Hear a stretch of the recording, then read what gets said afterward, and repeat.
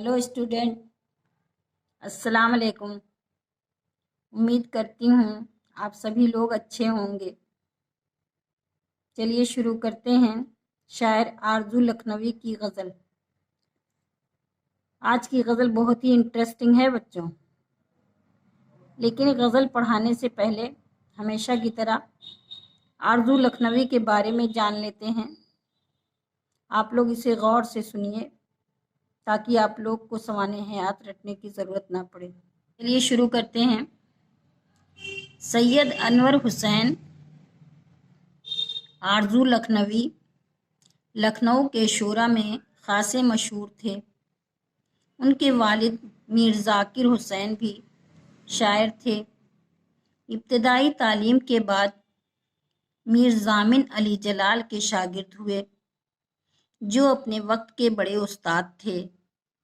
आरजू ने भी ज़बान, उरूज़ और क़वायद में आला इल्मी इस्तादाद बहम पंचाई और ज़बान से मुताल्लिक़ इनका रिसाला निज़ाम उर्दू रिसाला देखिए निज़ाम उर्दू एक अहम तसनीफ़ समझा जाता है। कई ड्रामे, मतवाली जोगन इनके लिखे हुए ड्रामे हैं। मतवाली जोगन, दिल जली बैरागन, शरारे हुस्न वगैरह लिखे।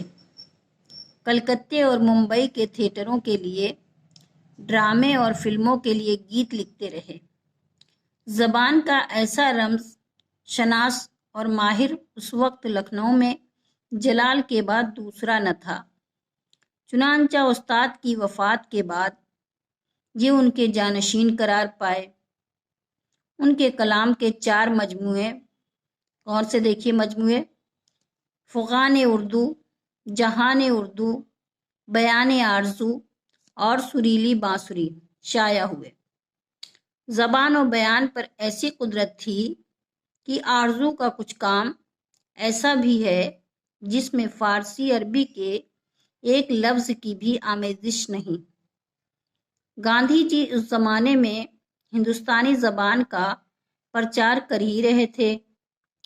थिएटर और फिल्मों की दुनिया के तकाज़े उस पर मुस्तज़ाद आरजू लखनवी ने हिंदुस्तानी ज़बान में भी अपने कमाल की धाक जमाई। उसको वो खालिस उर्दू कहते थे।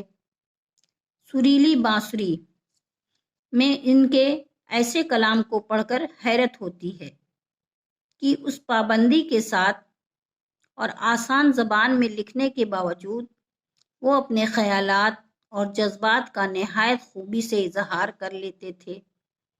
हिंदी के शीरीं और सुबक अल्फाज ऐसे सलीके से लाते थे कि कलाम का लुत्फ़ बढ़ जाता था। अपनी कुदरत कलाम से बहरों को ऐसी शगुफ्तगी से इस्तेमाल करते थे कि उनकी गज़लें गुनगुनाती हुई मालूम होती हैं। आरजू लखनवी का शुमार उन बाकमाल शोरा में होता है जो लखनऊ की ज़बान के माहिर थे। आरजू लखनवी का इंतकाल आज़ादी के बाद सन 1951 में हुआ। बच्चों, आरजू लखनवी की ये सवाने हयात ख़त्म हुई। अब गज़ल की शुरुआत करते हैं। पहला शेर देखिए। आज की गज़ल बहुत ही इंटरेस्टिंग है, बहुत गौर से सुनिएगा, बहुत अच्छी गज़ल है। अव्वल शब वो बज़्म की रौनक, अव्वल शब वो बज़्म की रौनक, शमा भी थी परवाना भी, रात की आखिर होते होते ख़त्म था ये अफसाना भी। शेर बहुत अच्छा है, ध्यान दीजिएगा। इसमें शायर आशिक और महबूब के बारे में बताता है। कहता है, रात शुरू हो रही है, महफिल अपने शबाब पर है, और इसी महफिल में आशिक भी है और माशूक भी है। दोनों इस महफिल की रौनक बने हुए हैं। सबकी नज़र आशिक और महबूब पर है। पूरी रात महफिल जगमगा रही है, लेकिन जैसे जैसे रात ख़त्म होती जाती है वैसे वैसे ये अफसाना भी ख़त्म होता जा रहा है, यानी रौनक भी ख़त्म होती जा रही है। اگلا شعر دیکھیے، ہاتھ سے کس نے ساگر پٹکا موسم کی بے کیفی پر، ہاتھ سے کس نے ساگر پٹکا موسم کی بے کیفی پر، اتنا برسا ٹوٹ کے پانی ڈوب چلا میں خانہ بھی۔ شاعر کہتا ہے موسم کی بے رونقی پر کسی نے غصے میں آ کر اپنے شراب کے پیالے کو پھینک دیا، یعنی بہت زور سے پٹک دیا، جس کی آواز سے اتنی زوردار بارش ہوئی کہ پوری شراب کی دکان ہی ڈوب گئی اس بارش میں۔ ٹھیک، سمجھ میں آیا؟ آگے چلیں۔ ایک لگی کے دو ہیں اثر اور دونوں حسب مراتب ہیں، لو جو لگائے شمع کھڑی ہے رقص میں ہے پروانہ بھی۔ مطلب دیکھیے، شاعر کہتا ہے، اس میں عشق و محبت کے بارے میں شاعر بتا رہا ہے، کہتا ہے عشق و محبت میں دونوں طرف آگ برابر لگی ہوئی ہے، یعنی چاہت دونوں طرف ہے۔ معشوق انتظار میں رہتا ہے کہ اس کا محبوب کب آئے اور اس کا دیدار کرے۔ جس طرح شمع جلتی ہے تو اس پر اس کا پروانہ شمع کے پاس آنے کے لیے بے قرار رہتا ہے، یعنی اس پر فدا ہونے کے لیے بے قرار رہتا ہے۔ آگے چلیں، شعر دیکھیے، دونوں جولا گاہ جنوں ہے بستی کیا ویرانہ کیا، دونوں جولا گاہ جنوں ہے بستی کیا ویرانہ کیا، اٹھ کے چلا جب کوئی بگلا دوڑ پڑا دیوانہ بھی۔ مطلب دیکھیے، شاعر کہتا ہے عاشق کے لیے بستی اور ویرانہ دونوں ایک میدان کے جیسے ہوتے ہیں جس میں گھوڑے دوڑائے جاتے ہیں۔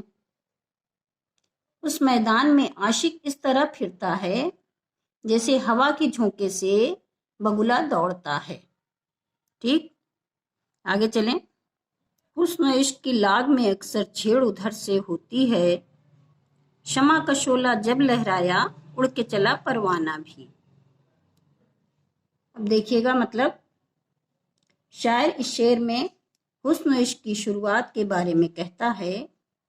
شاعر کہتا ہے حسن کی طرف سے جب کوئی اشارہ ملتا ہے تو عشق دوڑ پڑتا ہے، جس طرح شمع کا شعلہ لہراتے ہی پروانے اس پر چلنے کے لیے تیار ہو جاتے ہیں۔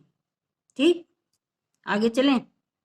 گنچے چپ ہیں گل ہیں ہوا پر، کس سے کہیے جی کا حال، خاک نشیں ایک سبزہ ہے سو اپنا بھی بیگانہ بھی۔ گنچے چپ ہیں گل ہیں ہوا پر، کس سے کہیے جی کا حال، خاک نشیں ایک سبزہ ہے سو اپنا بھی بیگانہ بھی۔